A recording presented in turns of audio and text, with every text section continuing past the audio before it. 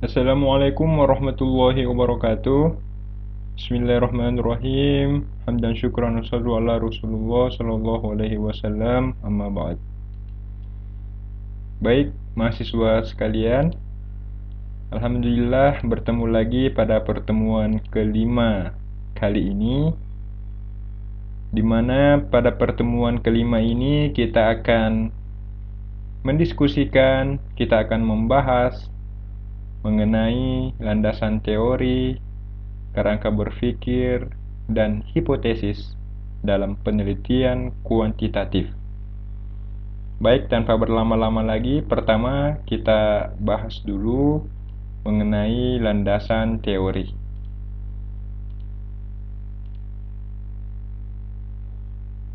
Jadi, setiap penelitian selalu menggunakan landasan teori. Landasan teori ini perlu ditegakkan agar penelitian mempunyai dasar yang kokoh dan bukan sekedar perbuatan coba-coba atau trial and error.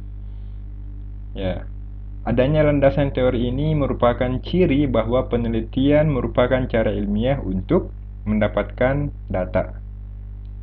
Ya, jadi penelitian itu memang harus di backup, ya, harus didukung oleh teori. Jadi harus ada teorinya. Ketika seseorang ingin melakukan penelitian, ingin mendapatkan data dalam penelitiannya, harus ada teori yang mendukung penelitiannya itu.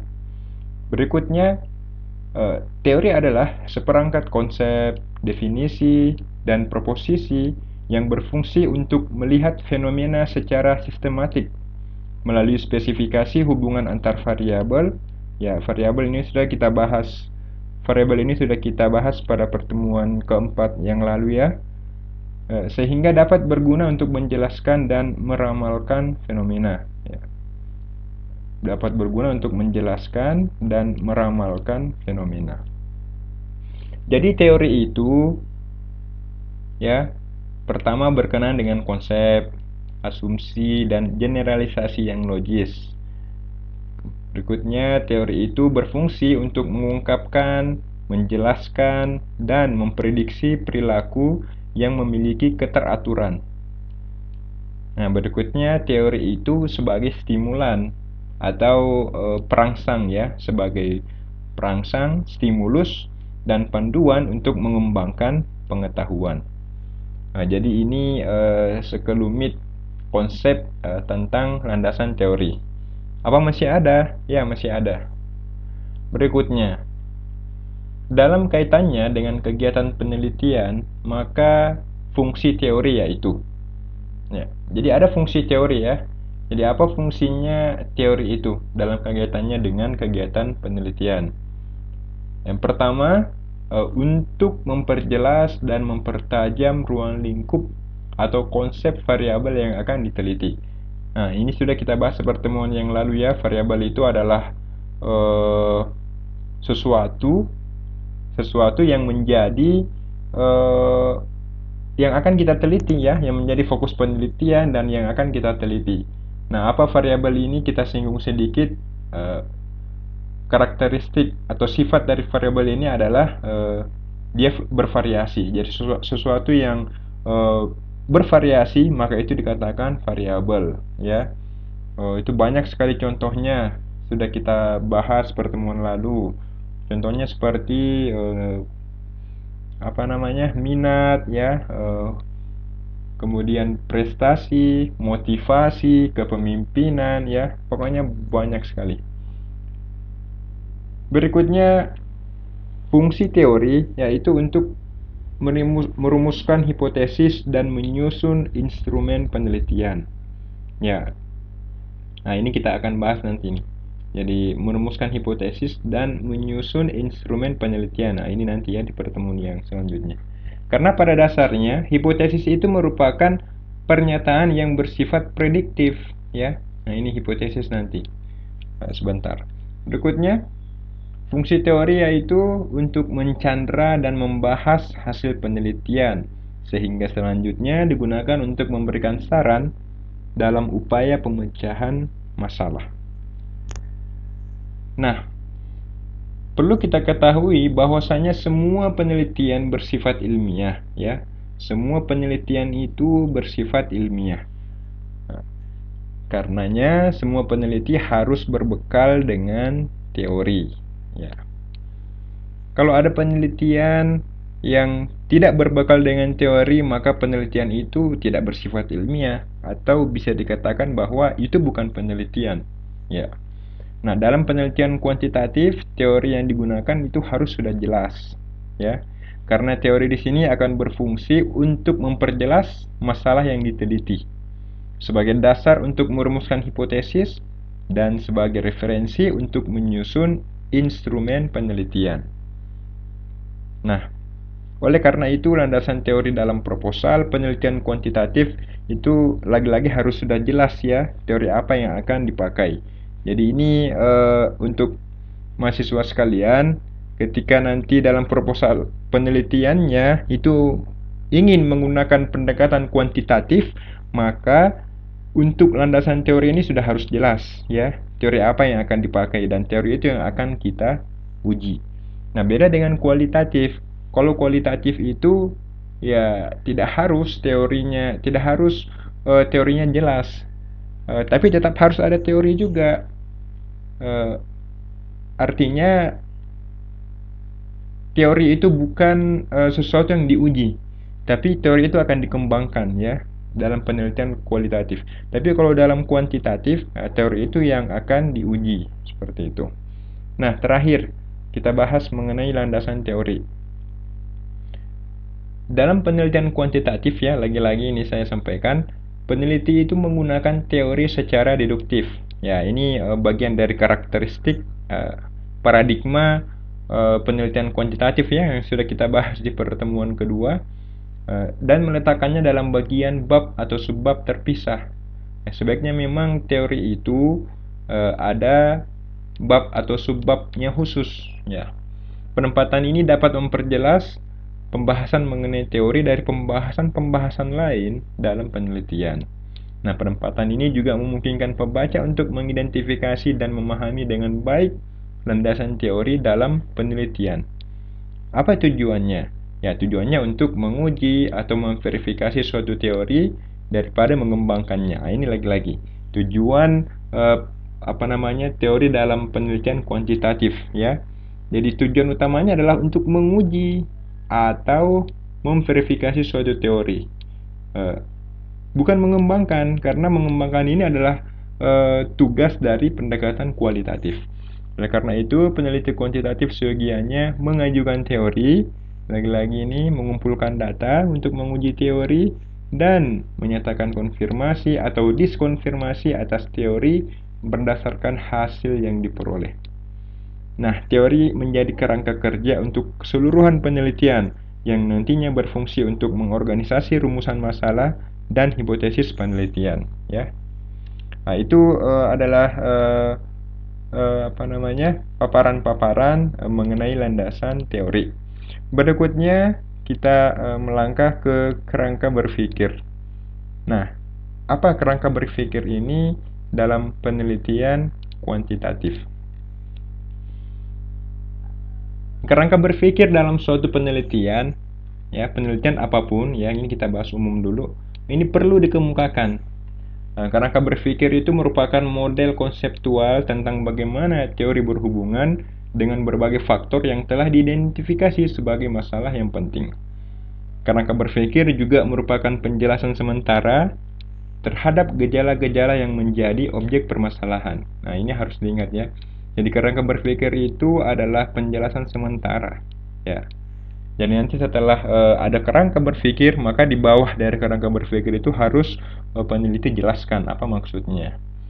Nah, kerangka berpikir akan menjelaskan secara teoritis pertautan antar variabel yang akan diteliti.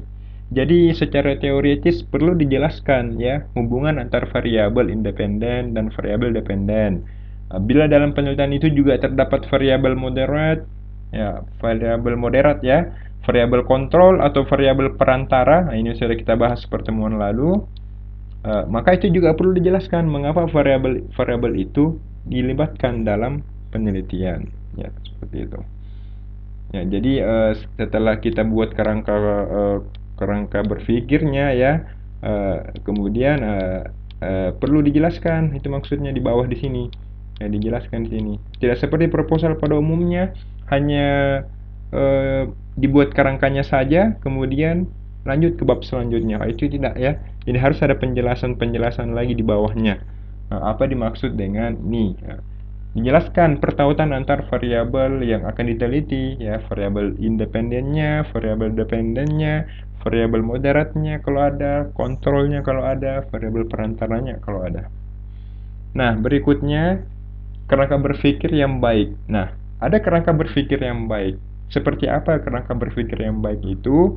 Yang pertama adalah eh, kerangka berpikir itu memuat variabel-variabel yang akan diteliti. Eh, Jadi variabel-variabel yang akan diteliti itu harus dijelaskan. Itu kerangka berpikir yang baik ya. Sebagaimana yang saya sampaikan tadi, eh, ada kerangka berpikir ya, kerangka berpikir ini kemudian ini bentuk bentuk apa namanya bentuk skema ya. Kemudian langsung berlanjut ke bab selanjutnya. Jadi tidak dijelaskan. Nah, ini kerangka berpikir yang tidak baik. Nah, jadi kerangka berpikir yang baik itu adalah variabel-variabel yang akan diteliti ya ini itu semua dijelaskan di sini di bawahnya itu per paragraf ya. Berikutnya, diskusi dalam kerangka berpikir harus dapat menunjukkan dan menjelaskan pertautan hubungan antar variabel yang diteliti dan ada teori yang mendasari. Nah, ini ya, setidaknya ada teori yang mendasari dalam paragraf-paragraf ini nantinya dalam penjelasan kita. Berikutnya, diskusi juga harus dapat menunjukkan dan menjelaskan apakah hubungan antar variabel itu positif atau negatif, berbentuk simetris atau kausal atau interaktifkah ya. Berikutnya, kerangka berpikir itu perlu dinyatakan dalam bentuk skema atau diagram atau bagan ya, kerangka sehingga penguji dapat memahami kerangka berpikir yang dikemukakan dalam penelitian. Nah, itu ya kerangka berpikir. Nah, terakhir kita bahas mengenai kerangka berpikir itu apa. Jadi seorang peneliti harus menguasai teori-teori ilmiah sebagai dasar bagi argumentasi dalam menyusun kerangka berpikir. Kriteria utama agar suatu kerangka berpikir bisa meyakinkan penguji adalah dengan cara membuat alur-alur pikiran yang logis dalam membangun suatu kerangka berpikir yang membuahkan kesimpulan yang berupa hipotesis. Oleh karena itu, kerangka berpikir merupakan sintesa tentang hubungan antar variabel yang disusun dari berbagai teori yang telah dideskripsikan, ya. Nah, berdasarkan teori-teori yang telah dideskripsikan tersebut, selanjutnya dianalisis secara kritis dan sistematis sehingga menghasilkan sintesis tentang hubungan antar variabel yang diteliti. Itu. Nah, sintesis tentang hubungan variabel tersebut selanjutnya digunakan untuk merumuskan hipotesis. Nah, inilah yang selanjutnya kita bahas, hipotesis. Nah, apa hipotesis itu ya? Ini kita sudah masuk dalam pembahasan terakhir ya, yaitu hipotesis dalam penelitian kuantitatif. Apa hipotesis itu? Hipotesis adalah jawaban sementara ya. Jadi hipotesis adalah jawaban atau dugaan atau asumsi atau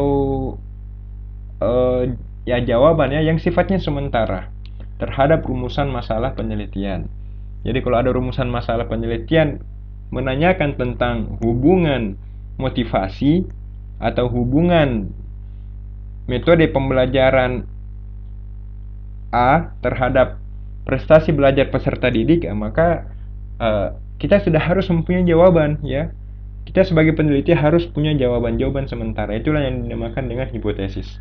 Nah, dikatakan sementara karena jawaban yang diberikan baru didasarkan pada teori yang relevan, belum didasarkan pada fakta-fakta empiris yang diperoleh melalui pengumpulan data. Nah, ini kita belum masuk pada langkah-langkah pengumpulan datanya. Kita belum menyebarkan angket, kita belum melakukan wawancara, ya. Makanya itu dikatakan sementara karena kita baru menjawab pertanyaan itu berdasarkan teori yang relevan. Oleh karena itu, hipotesis juga dapat dinyatakan sebagai jawaban teoritis terhadap rumusan masalah penelitian, belum jawaban yang empirik dengan data, ya, karena belum dilakukan pengumpulan data, analisis data, dan lain sebagainya. Berikutnya, hipotesis itu berfungsi sebagai kemungkinan untuk menguji kebenaran suatu teori, ya, itu sama saja. Jika hipotesis sudah diuji dan membuktikan kebenarannya, maka hipotesis tersebut menjadi suatu teori, ya. Jadi apa fungsi hipotesis lebih lanjut? Pertama, untuk menguji kebenaran suatu teori, ya. Kedua, memberikan gagasan baru untuk mengembangkan suatu teori, ya. Kemudian terakhir, memperluas pengetahuan peneliti tentang suatu gejala yang sedang dipelajari, ya. Jadi ini fungsi-fungsi hipotesis, ya. Jadi pertama menguji kebenaran suatu teori, kedua memberikan gagasan baru untuk mengembangkan suatu teori, dan yang ketiga adalah memperluas pengetahuan peneliti mengenai apa yang ditelitinya atau apa yang dipelajari. Nah, berikutnya ini kita bahas jenis dan bentuk hipotesis, ya. Tapi sebelum kita ke bentuknya, kita ke jenisnya dulu. Jadi hipotesis itu ada bentuknya, ada jenisnya. Nah, pertama kita bahas jenisnya dulu. Apa saja jenis-jenis hipotesis dalam penelitian kuantitatif? Ini mudah, ya, mahasiswa sekalian, mudah diingat karena jenis hipotesis yang ada dalam penelitian kuantitatif itu sama dengan bentuk yang ada dalam bentuk rumusan masalah, ya. Jadi bentuk-bentuk yang ada dalam rumusan masalah yang sudah kita pelajari itu pertemuan yang sebelumnya, pertemuan keempat, ya. Coba dilihat kembali nanti itu materinya. Rumusan masalah itu kan ada dua, ya, rumusan masalah komparatif dan asosiatif. Pun dengan hipotesis seperti itu. Jadi hipotesis itu ada hipotesis komparatif, ya, dan ada hipotesis asosiatif. Nah, ini terbagi lagi nanti. Setelah jenis ini ada bentuknya, ya, bentuk hipotesis. Kita bahas ini dulu. Nah, apa hipotesis komparatif? Hipotesis komparatif ini adalah jawaban sementara terhadap rumusan masalah komparatif, ya. Jadi kalau rumusan masalahnya komparatif, maka harus menggunakan hipotesis komparatif. Di mana rumusan masalah komparatif itu adalah variabelnya sama, tapi populasi atau sampelnya yang berbeda, atau keadaan itu terjadi pada waktu yang berbeda. Sementara hipotesis asosiatif adalah jawaban sementara terhadap rumusan masalah asosiatif, di mana rumusan masalah asosiatif itu adalah menanyakan hubungan antara dua variabel atau lebih, ya. Nah, itu diingat-ingat materinya yang sebelumnya. Nah, ini sudah kita bahas jenis, ya. Berikutnya bentuk, ya. Setelah jenis itu ada bentuk. Nah, bagaimana bentuk hipotesis? Nah, ini yang agak luas pembahasannya, mahasiswa sekalian. Bentuk hipotesis itu ada tiga, ya. Yang pertama, kita bahas satu-satu. Yang pertama adalah hipotesis penelitian. Jadi hipotesis penelitian itu merupakan anggapan atau dugaan dasar peneliti terhadap suatu masalah yang sedang dikaji. Nah, dalam hipotesis ini peneliti menganggap benar hipotesisnya yang kemudian akan dibuktikan secara empiris melalui pengujian hipotesis dengan menggunakan data yang diperoleh selama melakukan penelitian. Jadi dalam hipotesis ini peneliti itu menganggap benar, ya, menganggap benar hipotesisnya. Nah, ini poinnya, ya. Jadi sesuatu yang dianggap benar menurut peneliti, ya, itu dinamakan hipotesis penelitian, ya. Ya, sering juga hipotesis penelitian ini dinamakan hipotesis kerja, ya, dalam berbagai literatur, ya, berbagai referensi. Nah, itu nanti mahasiswa sekalian itu dapatkan istilah ini, hipotesis penelitian atau hipotesis kerja. Nah, apa contohnya? Contohnya adalah kalau misalkan rumusan masalahnya adalah membahas perbedaan prestasi belajar antara peserta didik dari sekolah negeri dan sekolah swasta, maka hipotesis penelitiannya adalah ya, ada perbedaan, ya, ada perbedaan prestasi belajar antara peserta didik dari sekolah negeri dan sekolah swasta, ya. Namun ini belum kita pastikan bahwa ini betul-betul ada perbedaan karena siapa tahu justru tidak ada perbedaan, ya, antara peserta didik, antara prestasi belajar peserta didik dari sekolah negeri dan sekolah swasta. Tapi ini adalah anggapan dasar peneliti, ya, jawaban sementara peneliti bahwa ada perbedaan meskipun belum diteliti. Kenapa? Karena ada teori yang sudah mendukung perbedaan-perbedaan itu. Seperti itu. Nah, berikutnya adalah hipotesis nol, ya, atau hipotesis operasional. Nah, hipotesis operasional ini seringkali dikatakan juga hipotesis nol, ya, seperti itu. Nah, hipotesis operasional merupakan hipotesis yang bersifat objektif. Artinya, peneliti merumuskan hipotesis tidak semata-mata berdasarkan anggapan dasarnya, tapi juga berdasarkan objektivitasnya. Bahwa hipotesis penelitian yang dibuat itu belum tentu benar setelah diuji dengan menggunakan data yang ada. Ya, jadi harus diuji. Nah, hipotesis operasional mendefinisikan hipotesis secara operasional, variabel-variabel yang ada di dalamnya agar dapat dioperasionalisasikan. Ya, jelas ya, namanya operasional itu ya lebih meluas ya. Jadi variabel-variabel kita yang kita teliti itu harus dioperasionalkan ya. Harus dioperasionalkan apa namanya hipotesisnya ya, jawaban sementaranya itu harus dioperasionalkan seperti itu.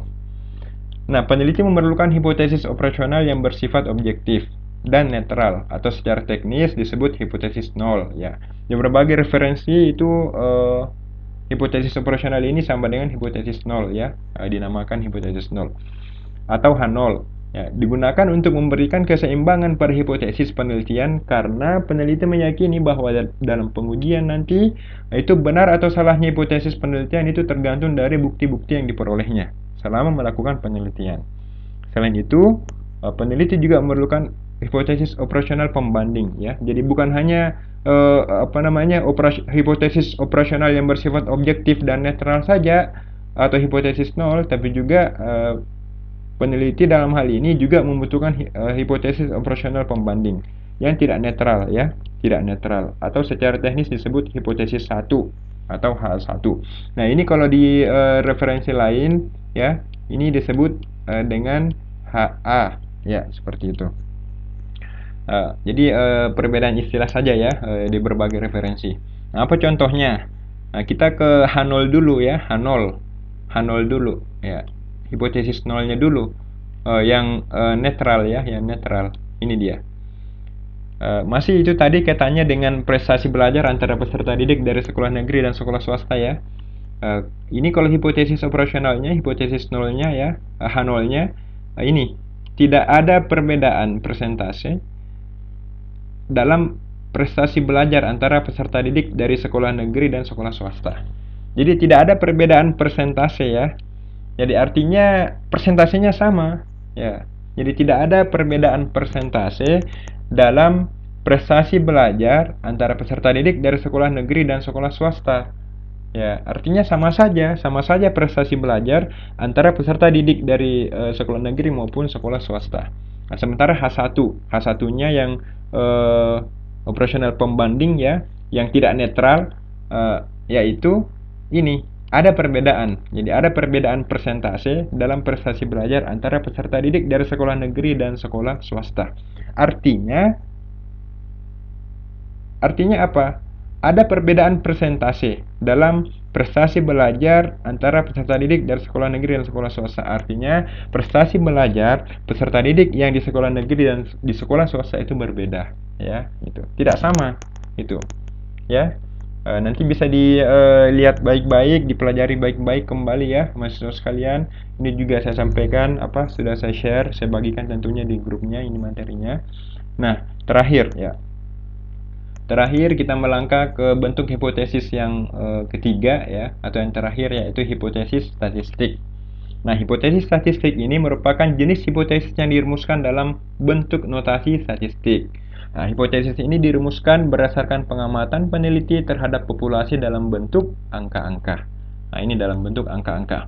Nah, jadi hipotesis statistik ini secara teknis juga memerlukan H0 dan H1 ya. Itu. Di referensi lain H0 dengan HA ya. Jadi sekali lagi saya sampaikan H1 ini biasa juga dinamakan dengan HA seperti itu. Nah, apa contohnya? Nah, itu tadi kita cari jumlah sekolah negeri ya, R ini yang mau kita teliti ya, yang mau kita teliti itu apa tadi? Prestasi belajarnya ya, prestasi belajar di sekolah negeri. Jadi prestasi belajar peserta didik di sekolah negeri apakah sama dengan prestasi belajar peserta didik di sekolah swasta ya, atau prestasi belajar di sekolah negeri ya, prestasi belajar peserta didik di sekolah negeri tidak sama dengan prestasi belajar peserta didik di sekolah swasta itu. Artinya apakah sama prestasi belajarnya antara peserta didik di sekolah negeri dengan di sekolah swasta, seperti itu. Nah, terakhir ya, ini terakhir sekali mahasiswa sekalian. Perlukah hipotesis itu diuji? Ya, ini perlu ya, perlu sekali. Ini apa namanya? Bagian dari materi kita selanjutnya ya. Artinya materi ini setelah dianalisis, setelah dikumpulkan data itu juga diuji hipotesis itu. Artinya ini dilakukan setelah proposal gitu ya. Setelah seminar proposal. Nah, ini silahkan dilihat-lihat. Ini contoh cara menguji hipotesis ya. Nah, ini dilihat-lihat saja ya. Ini ada tahap 1, rumuskan dulu masalahnya. Kemudian tahap 2, rumuskan tujuannya. 3, rumuskan hipotesisnya ya. Kemudian yang keempat, hitung frekuensi prediksinya. Tahap 5 adalah hitung dengan rumus. Keenam, hitung dengan menggunakan degree of freedom ya, analisis data statistik. Kemudian yang ketujuh, buat grafiknya untuk diuji. Dan terakhir adalah rumuskan kesimpulan atau hasil uji hipotesis. Ya, seperti itu ya. Ini ada contohnya, nanti saya sudah kirimkan juga di grupnya. Baik mahasiswa sekalian, itulah materi kita hari ini pada pertemuan kelima yang membahas tentang landasan teori, kerangka berpikir, dan hipotesis dalam penelitian kuantitatif. Kurang lebihnya mohon dimaafkan. Apabila ada yang ingin bertanya, langsung saja ya di grup dengan sebelumnya menyertakan nama dan NIM. Sekian, wassalamualaikum warahmatullahi wabarakatuh.